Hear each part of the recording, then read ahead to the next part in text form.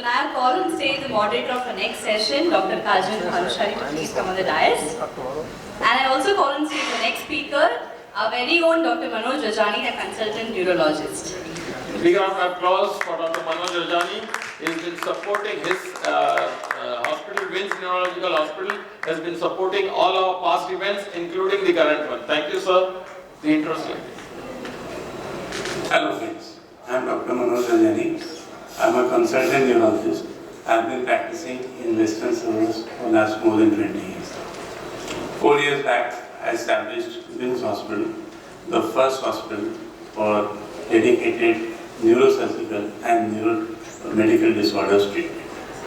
We have got special facilities like neuro ICU, neurosurgical OT, neuro rehabilitation, neurophysiology, etc. I have got special interest in treatment of stroke, epilepsy and vertigo. Apart from my medical interest, I am also interested in current affairs, sports and traveling. Happy to see you over here in MEDIMEET. Thank you. Manoj Rajani sir is going to teach our delegates some quick and practical neurological examinations, thereby enabling us to get some job as a consultant at WINS Neurological Hospital. Over to you, sir. Good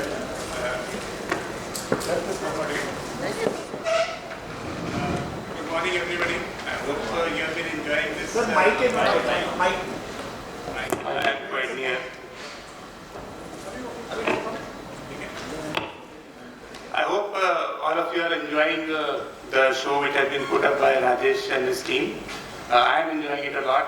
It's been a very nice, comfortable stay. The activities since yesterday, they have been very enjoyable. I wish Rajesh and his team every success and all the future at BMB office bearers also, all the success in their future endeavors also. So, when they called me and they told me that I have to give a talk in BMB, they said that the theme they are planning is back to the basics. So that is what I was told. So I actually thought that I then gave it a thought, what should I take up in basics? So I thought, why not to take a bit of a neurological examination, which I'm sure all of you know, but just to recapitulate, and maybe there are some finer points which in the course of my practice, which I picked up and found useful. So I will be trying to share those pearls, diamonds and rubies with you. So, and not only that, after my session, during the session also, I will be having some questions to you, and there are some exciting prizes to be won by the people who are answering it correctly. And after this talk, there is a small quiz which we have kept our stall, which the answers, most of the answers are there in my talk only, and they are very exciting silver coins to be won by people who do well in those quiz. So my request is maybe you can pay attention to what I'm saying, and later on win some silver coins also. Sir, abhi form de Sir, not only the delegates, but the paramedical staff also will be attentive to your lecture now. So, silver coin ka sawal hai, sir. Sir, form de And one more thing I would like to say at the outset is that, see, this whole neurological examination is, teaching it, of course, doing it hardly takes 5 to 10 minutes, but teaching it may take some time. So I may a bit overshoot. I have the liberty from the organizers for overshooting a bit. I will try to be as concise, precise, and short. But unfortunately, the topic is such that putting it in half an hour is really rushing the things. And what I have tried is that after attending this session, you should be in a place to diagnose the patient's neurological condition very well, and you may be able to treat it. If required, you might be able to investigate, and so that we can treat the patient much better. So what I have tried is that in my talk, I will try to give some tips which you find very clinically useful. You can use it in your clinic bedside examination, and it will help you in your clinical practice. So back to the basics. So as I was already mentioning, see, the purpose of all this history taking, I also assume that you have already taken a good history because that is very important in neurology. So I think you have already taken a good history and now you are proceeding for the examination. And at the end of all this exercise, we have a hypothesis with us that this is the history, this is the finding in the examination, so this is the most likely diagnosis. If there's still a bit of confusion, then maybe you can do some investigations according to what the patient's condition is. And finally, we have the diagnosis and we can start the appropriate treatment. So that is what all the purpose of this exercise is. So what are the components of the neurological examination? First is the higher functions, then we have the cranial nerve examination, we have the motor system, sensory system, and the coordination and some extrapyramidal and other movement disorders also which we will be showing if possible. So coming to first to the higher functions. See, before we check for the higher functions, there are 2 or 3 conditions which have to be met. First of all, patient has to be conscious. If you are going to ask him some complex questions regarding his mental status, how is his brain functioning, if the patient is drowsy, patient is stuporous, there is no point in doing a higher mental function examination. So first couple of criteria to be met is that first patient should be fully conscious. If he is disoriented, drowsy, stuporous, unconscious, there is no question of doing a mental function examination. Second, the speech should be normal. So, see, many times it is difficult to say that whether the patient is having a speech problem, that is why the patient is not able to cooperate with you in the higher mental functioning, or the patient is disoriented, drowsy, or he has a condition known as encephalopathy. So how should we differentiate a patient who is having an encephalopathy versus a patient who is aphasic, who is not able to do this higher mental functioning? So one or two very practical things which I have seen is that those patients who have encephalopathy, they will not be attentive. They will not be making an eye contact. If you try to speak to them, they will be looking somewhere else. They are not attentive. Second thing, a patient who has got aphasia will be trying to make eye contact with you. He will be trying to understand what you are saying, but because of his speech problem, he will not be able to speak. So what you can just ask them some simple commands. Like a patient, you just show him the tongue. Take out your tongue. So even a patient who has got gross aphasia will be able to take out the tongue. You tell him raise the arm, he will be able to raise the arm, because these are some things which don't require speech centers. They are very at the basic level. So they are able to do these tasks, even those patients who are globally aphasic. On the other hand, a patient who is encephalopathic, so if you tell him show your tongue, he will not be able to do that, because he is not following you, he is not paying attention. The problem with aphasic is not the attention. The problem is that he is not able to verbalize or understand what you are saying. So that is how we differentiate between a patient who has encephalopathy and a patient who has got aphasia. So if a patient has got encephalopathy, then there is no point on doing a higher mental function, then patient goes into an entirely different type of management. We will focus on the patient who is conscious and who is now and proceed for the further examination. So then we have to check the speech, as I told you. So basically in all my talk now, I will be focusing a bit on the anatomy and the physiology also. Because without having some sort of a basic understanding of the anatomy and the physiology, it is not possible to understand neurological examination. So basically, if you see, there is in the brain, there is a area which this part of in the frontal lobe, which is known as the Broca's area. This is the one which has got the motor part of the speech. Then we have this Wernicke's area, the green one, which has got the understanding, comprehensive part of this thing. So if this is connected by a fasciculus which is known as arcuate fasciculus. So this is the basic circuit of the speech. Then there are a lot of association areas of the frontal lobe, the temporal lobe, and the occipital and the parietal lobe, which are also involved in the speech. But this is the basic central circuit. Now, if a patient has got a basic central circuit intact, so if you tell him, just मेरा नाम doctor Manoj Rajani है, you repeat it. So he will be able to repeat it. He may not be able to understand anything else or whatever, but at least this much he is going to be able to. If suppose he is able to repeat this, this means that this circuit is intact. So you said you have to speak after me, मेरा नाम Dr. Manoj Rajani है, and he is able to say that. So this means that this basic circuit is intact. If on the other hand, if the patient is not able to say that, but he keeps on speaking something which is gibberish, so this means that the patient is having a type of Wernicke's aphasia. So these patients with Wernicke's aphasia will not be able to repeat what you are saying, and they will be speaking a lot of nonsense, which is known as neologisms, paraphasias, etc. So if you show them a watch, they will say watch, watch. So that is the way they are going to say. They are not able, or they may not be able to understand at all. So this is the Wernicke's aphasia.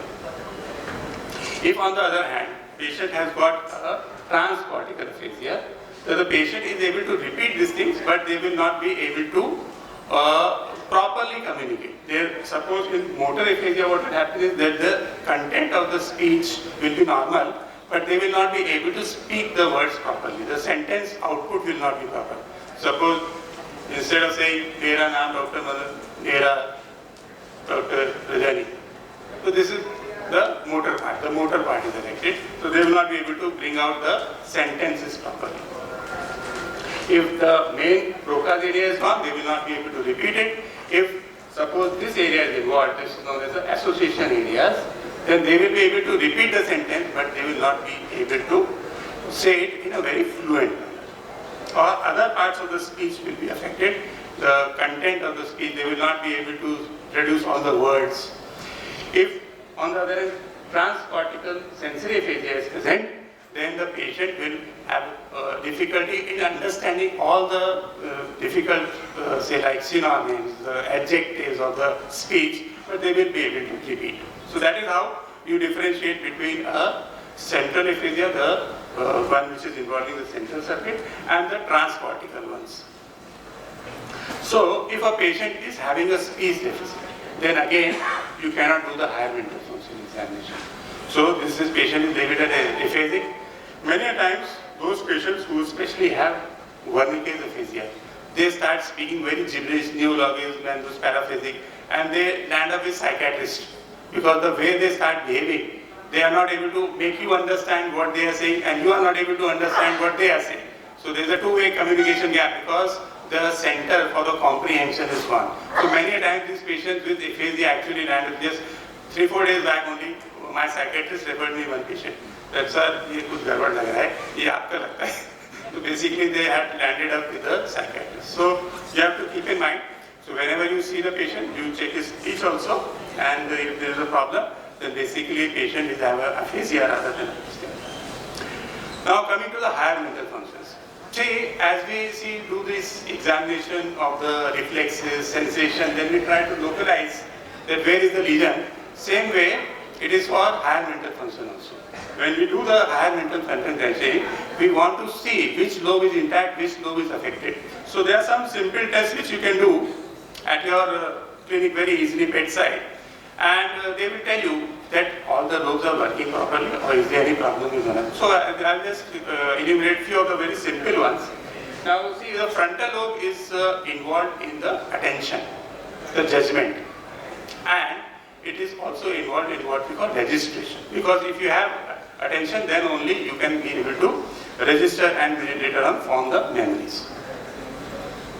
When you start this examination, because we are going to take the memory also later, so you can tell the patient to remember 3 words, because at the end of the whole examination, maybe you will save some time. So when you start even for the frontal, you can give the patient 3 words. Just kala, ghoda, pani. You remember that? I will be asking you after a few minutes. This is going to be a test for the recent memory. So this you can tell the patient at the outset and then start doing the frontal lobe examination. So attention span. How we check for the attention span? We can just ask them to say, give them a simple word, like word, and tell them to spell backward. So if they are able to do this, D-L-O-I-W, then this means that the patient is paying attention to what you are saying and he is able to complete that task which you have given him. If you have problem with the frontal lobe, what happens is that the patient may become inattentive and they will not be able to do the task which you are giving them, because the frontal lobe is the one which is chiefly involved in maintaining the attention. So if you give them a if you say 5-digit number and tell them to repeat it after you, this can also be a test of attention. So this is a way either, suppose the patient is not so literate, then repeating the word backward may be difficult. Just give them a 5-digit number, and they are able to repeat it after you. That means that the patient's attention is okay. Then we have to see the judgment, which I was telling you. It is the frontal lobe, actually, which makes human beings human. So it is very important for the functioning of the brain. So if you have a frontal lobe deficit, then the patient may start behaving in a very abnormal manner and may create a lot of social problems for himself and the family. So by the examination, you can just simply ask, say, suppose तुम्हारे घर में आग लगे, तुम क्या करोगे? अरे बाहर जाऊंगा पानी बुझाने की कोशिश. So if your answers it appropriately, this is a test for the judgment of the patient. So this is how we do by some 2 or 3 simple ways to at least have a gross idea of whether the frontal lobe is functioning properly or not. Temporal lobe is basically for the memory. As I was telling you, that recent memory is subserved mainly by the what is known as the hypothalamus, the hippocampus, and the amygdala, and the medial temporal lobe. See, these are the anatomical substrates which are they lie in the medial temporal lobe. This is where the recent memory is formed. So as I told you, when you started the frontal lobe testing, you had given them 3 words, kala goda pani, and after say 2-3 minutes, you asked them, see, जब we start किया था ना, तो मैंने तुमको 2-3 words बताया था, क्या था वो? So if they are able to recall those words, this means that the patient's recent memory is intact. The remote memory actually gets stored in the respective cortices. So that requires only thalamus and some other structures to recall it. So you must have seen a lot of patients who say, "Sir, juna inko sab yaad hai, but naya cheez bhul jate hain." That is what the common presentation is when the patients present to you with Alzheimer's disease or problems with the temporal lobe, that they are not able to form the new memories. So that is a very important history which you get, and when you examine and get this problem, then you see it's a okay. There is one slide. Okay. So before we go to the cranial lobe, we also mention about the parietal lobe. Parietal lobe basically is for the cortical sensations. So what you can give a coin in the hand of the patient, tell it to close his eyes, and then give a coin, and just tell it to what is this object which I have given you. So it's a coin. So this means that the higher cortical sensation is intact. Or you give him a simple calculation. You know the calculator of the brain is in the parietal lobe. So if they are able to calculate, then they will be able to tell you that this is you give them a simple sum and they are able to calculate this level. Occipital lobe is mainly for the vision and for the the visual association area. So suppose this is a pointer. I know it's elongated, it's long, it's grey in color, and it is got a rectangular shape, but this is actually working as a pointer. This is actually this understanding is from the occipital lobe and the parietal lobe. So this is how our brain, see, the optic nerves, the eye optic nerves and the visual pathway are sending the signal to the brain. But actually it is the brain which is interpreting that this object is a pointer or this is a pen. So this is all done by the visual association area. So if a patient has got an occipital lobe problem, then they may be able to see, but they will not be able to recognize. So when they walk, they will not bang into objects. But if you give them a watch, they will not be able to understand what is a watch. That is what happens with the problems of the occipital lobe. Now coming to the cranial nerve, this is a short acronym for all the cranial nerves on occasions of treat the attractive visitors. This is something my RMO suggested to me to put in my lecture today. So I have honoring him, I put this. So coming to the first nerve, it's olfactory nerve. We check by the smell. Mostly loss of smell is most of a ENT problem. Sometimes really because of some frontal lobe lesions or head injury, most commonly we can get loss of smell, which is because of a neurological problem. Coming to optic nerve, these are very important. The second nerve. When you see for the vision, see it is very important to check 2 things. One is the field of the vision. So what you have to do is to make the patient's eye closed and sit across the patient and show the hand in all the 4 quadrants, and the patient is able to make out this means that the patient's field of vision is okay, and then do the same thing on the other side. So usually the neurological lesions present with mostly some defects in the field of the vision. Then depending on where the site of lesion is, that I will show you later. And then examination of the pupil is very important, because if you have some problem with the optic nerve, there will be a problem with the vision. Because very important to determine, suppose a patient presents to you with a vision loss in one eye. Now whether it is an ophthalmic lesion or a neurological lesion, very important clue is the checking of the pupils. I will show you in the one video in the next slide. So if you have a patient who is presenting to you with a visual field loss completely in one eye only, plus there is maybe a pupillary involvement, then this shows that the lesion is most likely over here in the optic nerve, because this is where it is only possible. On the other hand, the patient starts developing what is known as the bitemporal avianuria. So this is only where the nasal fibers cross, and then this is the only place in the pituitary lesions or the suprasellar lesions which can lead to this type of bitemporal avianuria, in which the patient cannot see on the sides. He can have more of a tunnel vision. The sides are gone. So this happens sometimes in pituitary tumors, etc. Then you can have later on, as the lesions are more posterior, you get what we call homonymous avianuria. And in cortical, you may have a macular sparing, because the cortex, the macula is supplied by a different artery. So this is how we are able to differentiate that where is the site of the lesion. And as I was mentioning, we can do examination which is to check what is known as relative afferent pupillary defect. In this, you see, you just shine the light. You see, when the patients, we are shining the eye in the light in the left eye, the pupil is constricting. But on the right side, when you actually shine the light, the pupil is dilating. So instead of constricting, it's dilating, because this patient has got an optic neuritis. So this is a pupil on the affected side. Even when you shine the light, it is not going to constrict. But when you shine the light in the opposite eye, it is going to constrict. So this is known as relative afferent pupillary defect. It's a sign of optic nerve involvement. So if you have a patient who has got a visual loss in one eye with optic nerve involvement, the pupil will be affected. So this is very important take-home message, how to differentiate ophthalmic from a neurological mistake. Eye movements are a bit complex, but I will try to speak about very simple things and keep it very simple as far as possible. So as you know that see, the sixth nerve is involved, supplied by the sixth nerve supplies the abducens muscles, and it is responsible for the lateral movement of the eye. The third nerve supplies most of the muscles of the eye, and the proclear supplies what is known as the superior oblique muscle.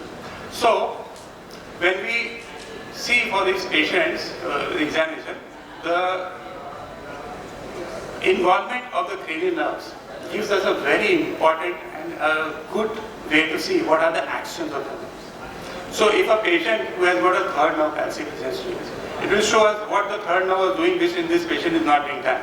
So if you see this patient, he will have a third nerve palsy and his eye has gone down and has gone out. So basically what the third nerve was doing, it was supplying those muscles which are responsible for the adduction, the medial rotation, the elevation, and the pupillary fibers are also there in the third nerve. Therefore, if you see, the pupil is also involved. Sometimes the pupil may not be involved in a third nerve palsy. So what is the importance of pupillary involvement in a third nerve palsy? This is one of the questions which gets a gift. Anybody from the audience? The second and third nerve have conjointly got involved. I am speaking out when the vision is okay in this patient. Vision is okay. Only the third nerve is involved. The pupil is dilated. So if the pupil is not involved, then it can be like diabetes or anything. Yes, you have got the point. So basically, I will give it to you. So in third nerve, which don't have a pupillary enlargement, then mostly they are non-compressive. But those where a pupil is dilated plus third nerve, so there has to be a compressive lesion. So this is very, very important, because as you see, the third nerve is passing from the pons and going up into the eye. And there, on the way, suppose there is a compressive lesion, some tumor is there, or what we call aneurysm is there, PCOM aneurysm. They are very common. And if you get a patient with third nerve involvement who has got an enlarged pupil, this should immediately send the alarm bell ringing and you get an urgent scan done. Because this is the type of patient you cannot afford to miss. Because if they have, suppose the aneurysm, it may bleed and patient may die because of the aneurysmal bleed. So, see these nerves, because when they pass through this basal systems and go into the eye, on the way there can be many things which can happen, inflammation, tumors. When the patient has a third nerve involvement because of a lesion in the midbrain, then patient will also have ataxia, vertigo and all those things which will also be there. So this presence of ataxia, vertigo and plus third nerve involvement points towards the brainstem involvement. Okay. Sixth nerve palsy, as I was telling you, if a patient's sixth nerve is involved, what will happen is the eye goes inside. It goes inside. So this shows that the sixth nerve was responsible for taking the eye outward. The abduction, that was the normal, see, action of the sixth nerve. Now because they involved, it is going inside. So this is a very commonly affected nerve, especially whenever, because a very long course, especially raised intracranial tension, etc. It can be. So if a patient has got a headache with a sixth nerve palsy, again very important. So if a patient presents with sixth nerve palsy with headache, you have to think about raised ICT. And you have to check the fundus also and see. On the other hand, the fourth nerve, what happens is that basically this nerve is involved in intorsion and depression of the eye. So therefore what happens is that once these patients get these problems, they may not get double vision, etc. when they are doing the normal course of activities, but when they read. So what happens with reading, what you want is that the eye should be intorted and it should be looking down. This is precisely the action of the superior oblique muscle which is supplied by the trochlea. So in the history only you come to know that the patient is suffering from a fourth nerve palsy because they are having double vision while reading. It is as simple as that. If a patient is having normal vision when he is looking in far objects, just distant things, he is able to see absolutely fine. But when it comes to reading or climbing down the stairs, he sees one thing as two. There is nothing else but fourth nerve palsy. And then usually the head tilts towards the opposite side, just so that there is a side of the leaf. So in this patient, she is having a right fourth nerve palsy. Okay. Trigeminal is mainly for sensations of the face, and the motor part, the masseter and the temporalis muscle is supplied for this thing. Now coming to very one important clinical entity which you are facing, I think, every day in your clinics, the Bell's palsy. So this seventh nerve palsy most commonly is because of the Bell's palsy, and as you can see in this, the clue is over here also, that the eye size is different. The face is affected, this right side of the face has become weak, and if you see this eye has become larger as compared to this. So this itself gives a clue that this patient is having a lower motor neuron type of seventh nerve palsy, and you tell the eye patients to close his eyes, the eye remains open, or the eyelashes don't bury inside. So this is classical Bell's palsy. This is a lower motor neuron lesion. Mostly 95% of cases a viral thing. If you don't have any association like vertigo, vomiting, anything else in the brainstem, because the seventh nerve arises from the pons. If there is a lesion in the pons, then also patient can get a seventh nerve palsy, but then there will be vertigo, ataxia, other sensory loss, weakness, etc. So if this is not there, those only isolated seventh nerve palsy, 95%, no need to do MRI, CT scan. You can just diagnose clinically and start the treatment. On the other hand, upper motor neuron facial palsy, what happens is the eye closure is pretty intact. Only the lower part of the face is affected because the upper part of the facial nerve neuron receives the cortical supply from both the sides. Therefore, even a unilateral lesion, patient may have a good power in the muscles of the eye closure. Eighth nerve, see, basically when the patient has got a sensory neural deafness, then it's more of a, maybe a neurological problem. You know, if it is a conductive deafness, it's mostly a ENT problem. Then see, so how to differentiate? By doing very simple tuning fork test. Just vibrate a tuning fork, put it in front of the ear, if the patient is able to hear more louder as compared to what he hears when the tuning fork is placed on the mastoid. So this is the air conduction is more than bone conduction.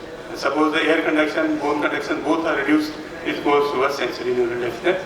If the patient's bone conduction is better than the air conduction, this means the patient has got a conductive type of hearing loss, and the patient straight away goes to Dr. Rahul Modi, our next speaker. So, this was about it now. I have not gone too much into detail because we are running short of time already. Vagus nerve, simple thing, how to check the patient's vagus, he has got a vagus nerve palsy, just open his mouth, see his palate. So, what do you see? That the palate is deviated. See, the uvula is deviated towards this side. So, basically the palate on this side is weak. So, 10th nerve is affected on the left side. Therefore, the patient's uvula is getting pulled towards the right side. Patient also has dysphonia, dysphagia, and they may be having other problems also. So, gag may be defaced and the swallowing becomes affected. This patient may aspirate. So, you have to be very careful. If you have a 10th nerve palsy, you put in a rice tube immediately. Don't let the patient eat through mouth, otherwise they can get into a lot of troubles. Spinal accessory nerve, just take the patient shrug. You can see this thing. Now, this is a 12th nerve palsy. Now, you see that the patient has a deviated tongue. So, this is because of 12th nerve palsy. So, which is the side which is affected? Which side is weak? Left side or right side? Patient's tongue is deviated towards the left side.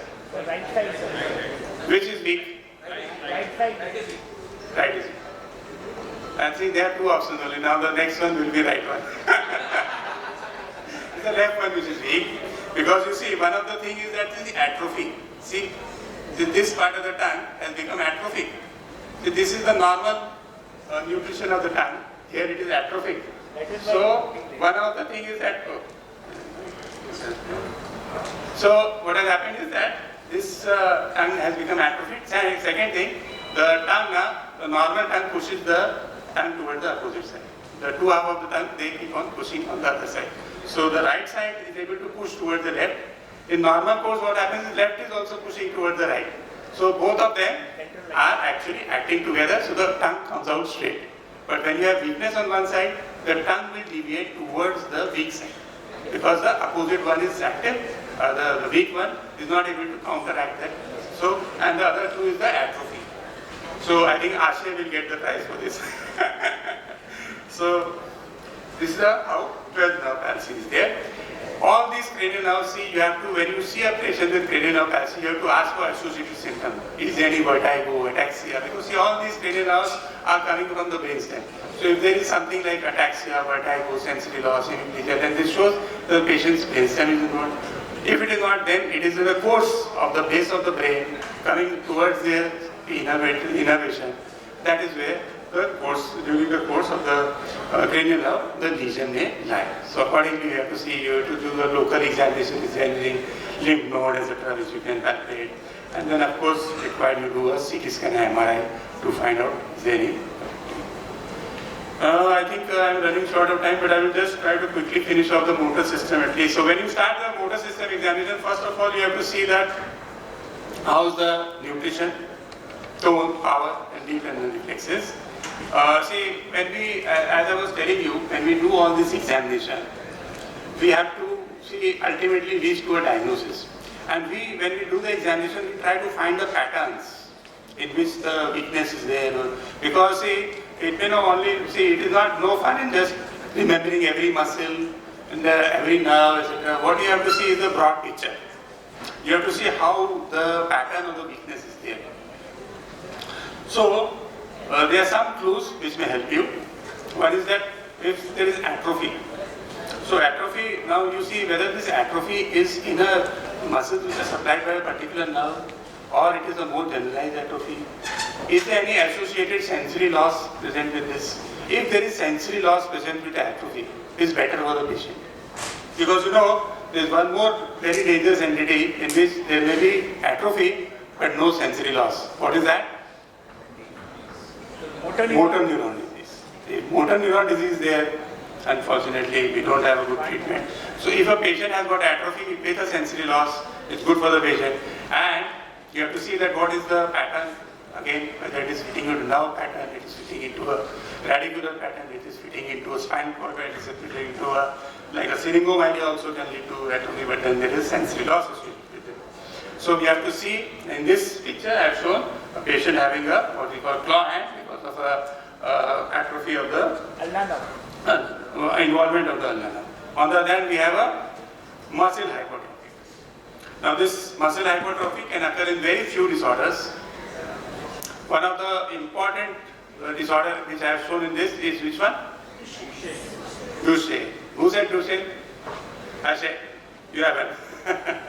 So this is Duchenne actually, and this can happen with some rare other disorders also, like sometimes they live with hyperthyroidism, you can get some muscle atrophy, but they are very selected causes of muscle hypertrophy as compared to atrophy.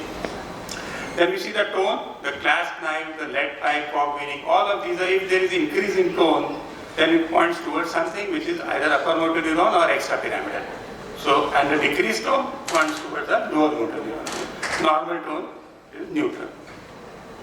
As I was mentioning, see, we have to see the patterns of the weakness. See, it's not just fun to just see everything with this finger is weak. What is the pattern of the weakness? Say, if the suppose whole hand is weak. So what can happen is that the ulnar nerve, median nerve, radial nerve cannot alone make the whole hand weak. So it's the whole picture you have to see.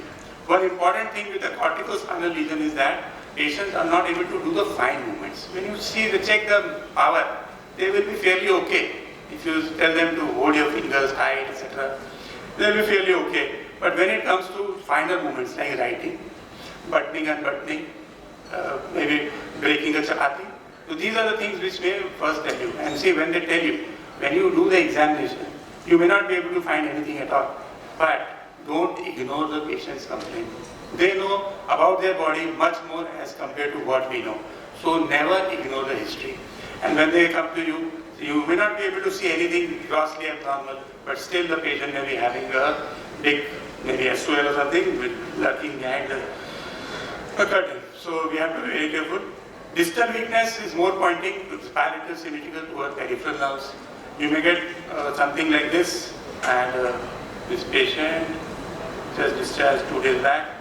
Just see, she is not able to get up on the proximal, she's lying, sitting up. So, when the patient comes over to clinic, it's important to make them sit and stand up also, because sometimes the patient may be having a proximal weakness.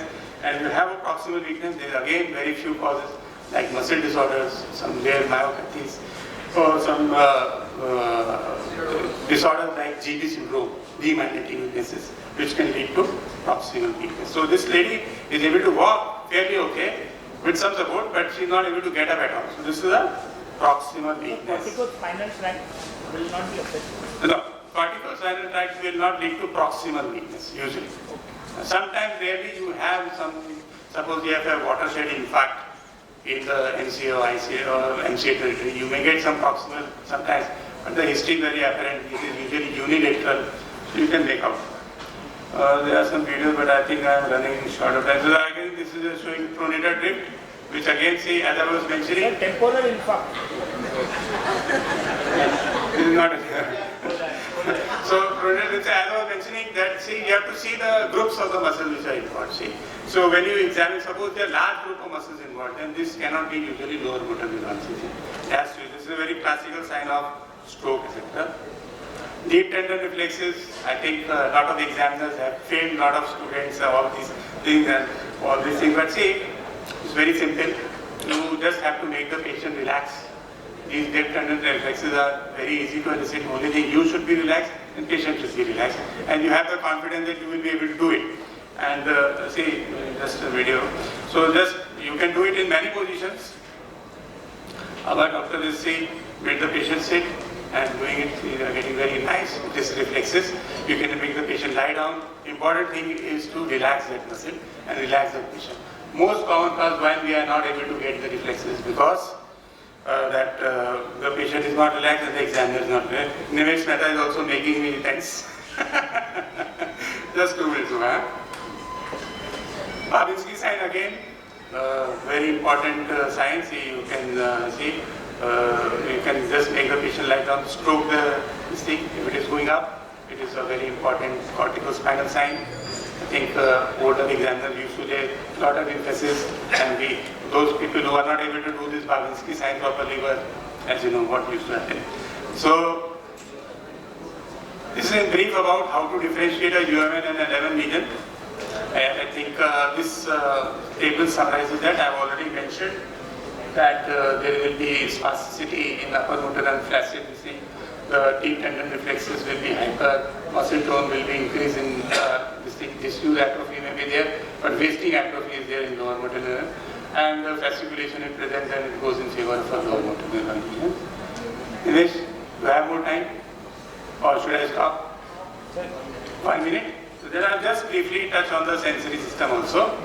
The sensory system basically are divided into the dorsal and the spinothalamic sensations, because maybe just to recollect some basic neuroanatomy, that the fine touch, the position sense vibration and the joint sense goes from the posterior column up into the what is called as the medial lemniscus, and then it goes into the thalamus followed by the parietal cortex. The spinothalamic sensation, which are the temperature and the pain, will be carried by the spinothalamic tract, which actually crosses over in the spinal cord only over here, and then it ends up in the lateral spinothalamic tract and goes into the thalamus followed by the parietal cortex. So you may have a thing in which there will be dissociate anesthesia. Suppose there is a lesion of the spinal cord which is producing a compression over, say, this part of the spinal cord only. So you may have a selective loss of temperature and the pain sensation, and the other joint position sensation is known as dissociate anesthesia, which may be present in disorders like syringomyelia. Again, as I was mentioning, you see the patterns of the sensory loss. So these patterns are very important. They tell us, they give a clue about the diagnosis. So if you have a patient who has got a sensory loss which is present bilaterally symmetrically in the feet over here, so this is going towards the peripheral neuropathy. This is a more advanced peripheral neuropathy. As the neuropathy advances, it goes up, and then you see the arms also start getting affected, even the center of the abdomen gets affected. This is what I told you. Brown Sequard syndrome, you have a dissociate anesthesia. This is a complete thoraco-thalamic or a cerebral hemisphere. This is a complete hemianesthesia. This can happen only if you have a lesion either in the thalamus or in the cerebral cortex. On the other hand, see, there are some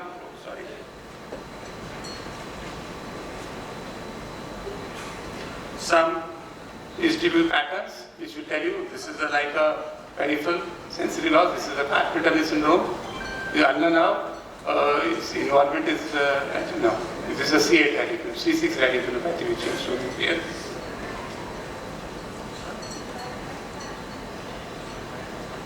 So this is how we look at the patterns.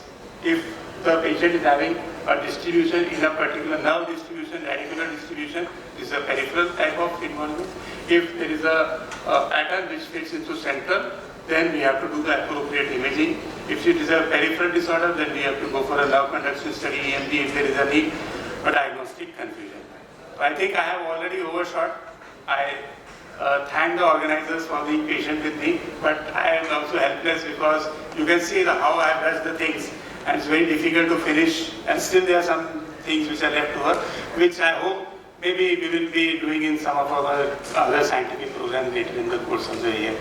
Thank you so much, Manoj or Rajesh, for giving me a patient listening. I hope I have not bored you, and I hope whatever I have told you may be of some relevance in your day-to-day practice, and you can diagnose your patients and manage your patients better. That was the whole intent of my talk.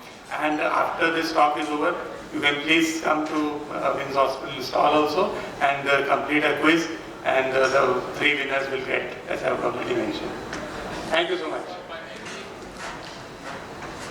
By any chance, are you planning to have chain of centers of Men's Neurological Center? One is enough. And planning to appoint BMB members on your payroll, because the kind of way extensively you explained the basic investigations, I mean, definitely deserves a big round of applause for that. It was quite elaborative, was quite informative.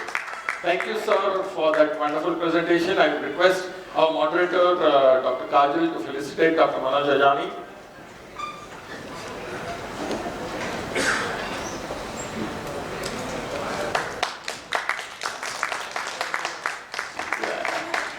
Listening to you is always a pleasure. Instead of a neurosurgeon, you should have been a diabetologist. Your tongue is so sweet that you explain everything so well. Thank you, sir. Thank you so much, sir. And to felicitate our moderator, I request our BMB Vice President, Dr. Ashish Modi, sir, to do the honors.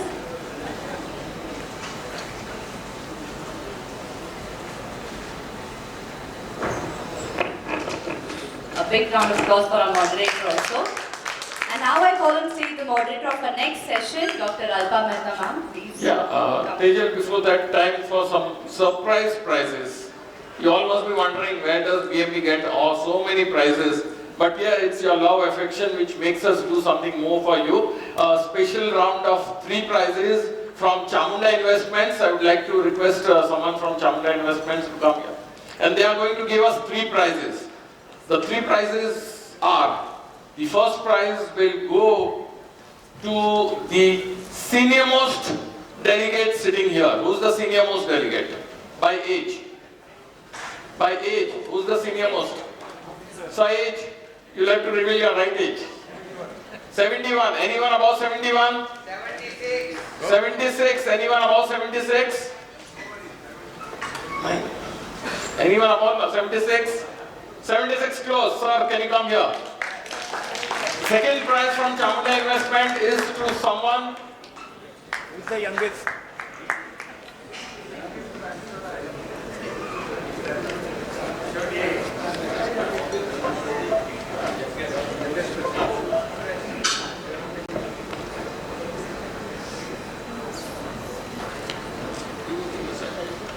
Yeah, the second prize goes to. The second prize is for someone who's the youngest, of course. Who's the youngest? Youngest BMB delegate. Youngest BMB delegate. He raised his hand. Doctor delegate of this conference. BMB member. Yeah, your age in blue shirt. Blue coat. Age. You have to say your age. 35. Anyone younger than 35? Yes, you. 33. 33. Anyone younger? He out. Anyone younger to 28? Anyone 28 below? Fine. She is? She's on 28. 28. Which one 28? Month? May. September. So you are the youngest. Sorry, the youngest delegate is September born. And the third prize is for the delegate who's recently become a member with BMB and joined us for the conference. Recently become a member.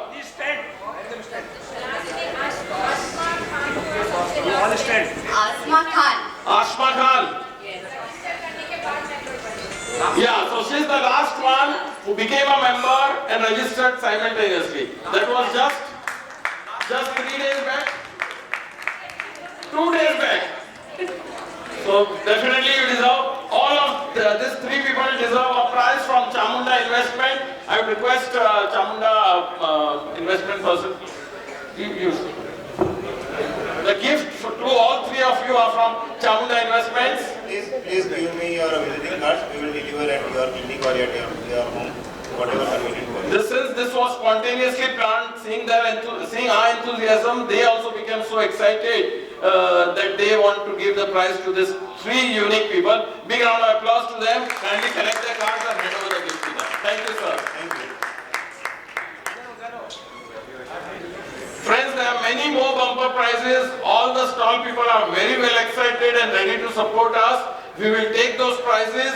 majority of them will be at the end of today's show after all the lectures are over and before you go to have your lunch. So kindly stay glued to your seats.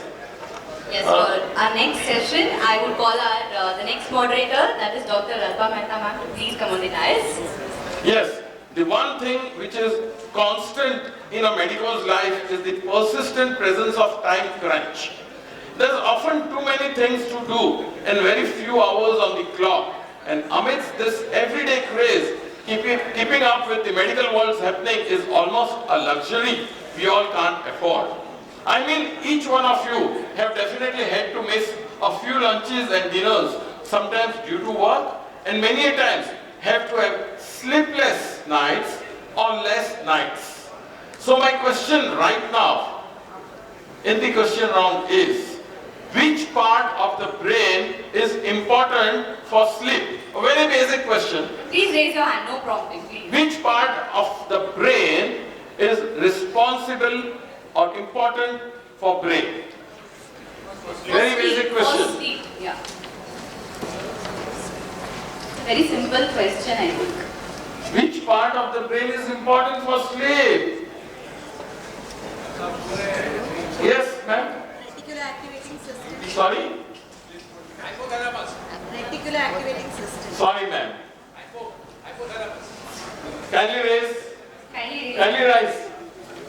Yes, the answer is? Yes, perfectly said. Can you come here, please? Technically, sleep starts in the brain areas that produce SWS, that is a slow wave sleep. Scientists now have concrete evidence that two groups of cells, the ventrolateral preoptic nucleus in the hypothalamus and the parafacial zone in the brainstem, are involved in prompting this slow wave sleep. So hypothalamus is the correct answer. A big round of applause for him. I would request Dr. Rajesh Panchal to come and hand over this prize to him.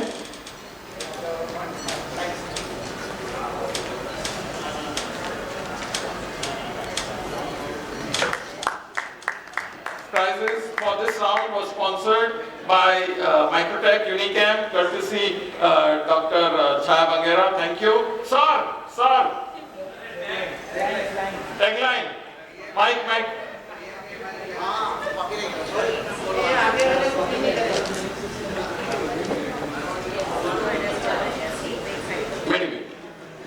मेरी जान पहचाने इसकी MEDIMEET. Thank you, sir.